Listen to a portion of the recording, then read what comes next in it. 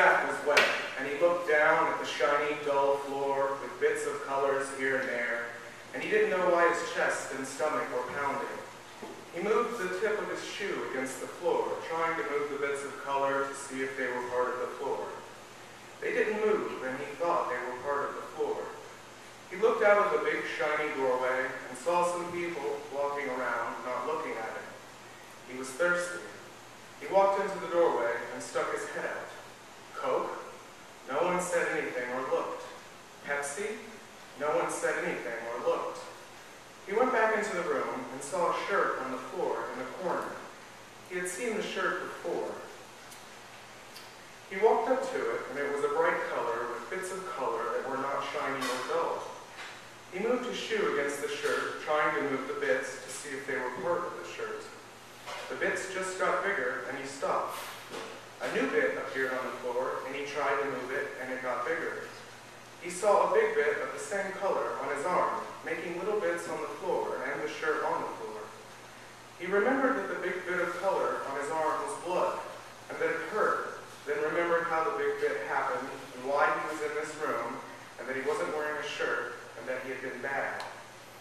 He felt bad about being bad, worse about being bad than anything else. He could never remember why he had been bad, although he tried, and it was the last thing he ever wanted to do.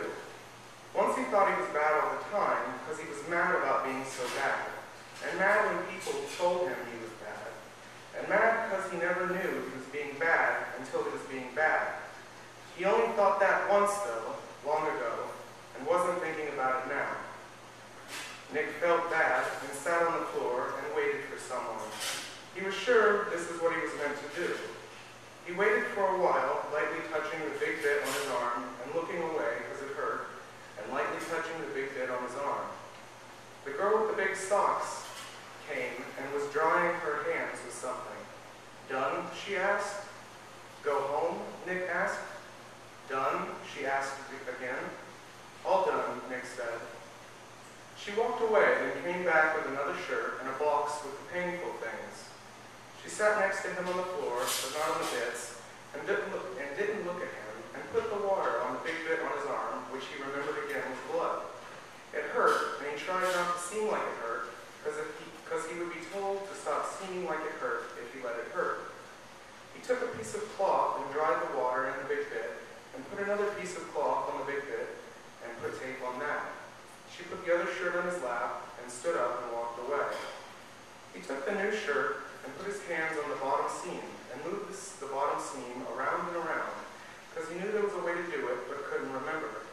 He gave up and pulled the shirt up to his head, and then over his head, and then put his head through the big hole. He put his hands on the bottom seam again, and moved his hands around and around the bottom seam, and found another hole, and put his arm in it, and put his other arm in the other hole. He stood up and took the other shirt that was on the ground and tried not to touch the small bits on the shirt and left the room. Someone said something, looking at Nick. The girl with the big socks walked up to him. Backwards? Backwards, Nick said. He thought he might be being bad now as she walked to him, and he almost got mad about being bad. But she wasn't mad, and he wasn't being bad, so he wasn't mad. She took the shirt with the small bits out of his hand and put it on the floor, then grabbed the shirt he was wearing and pulled on it quickly and pulled it off quickly. She moved it around in her hands, but not along the bottom seam, then opened it and put his head through the big hole, but didn't put his arms through the little holes. She began writing on her papers. Nick picked up the old shirt with the small bits off the floor, then knew his arms weren't where they should be. He put one arm through one of the smaller holes, and the other arm through the other hole, which was harder than normal. He pushed the arm that was holding the shirt with the small bits hard, and it went through the hole of the shirt that was on. There were now small bits on the shirt he was wearing. She said something. Nick. Coke? No, sit down.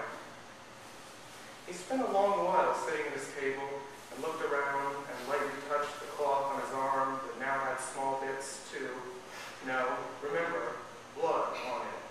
He saw a picture of a dog on the wall and thought that dogs could make big bits on his arms sometimes. Another girl who didn't wear socks rolled a big sat down next to him and began writing on her papers. The big dull box had towels, and he took one of the towels out of the big dull box and put it down in front of him on the table. He started folding it the way he was meant to. "Good job," the girl without socks said to her papers she was writing on. "Good job," he thought. He wasn't being bad. "Motorcycle?" Nick asked. "Fold the towels," she replied. Nick spread the towel onto the table the way he was meant to, and took the top corner and brought it to another corner. Then he took the other corner and brought it to the other corner, and the towel was small, and he knew he was doing what he was meant to.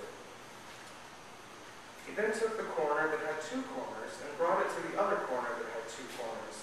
Now all the corners were at one corner, and he brought the corner to another corner the way he was meant to. He picked up the towel and put it aside, and he took one of the towels out of the big dough box and put it down in front of him on the table. He went for a long while the way he was meant to. After he had done a lot, the girl took them and tied them with rope and put them into another big dough box.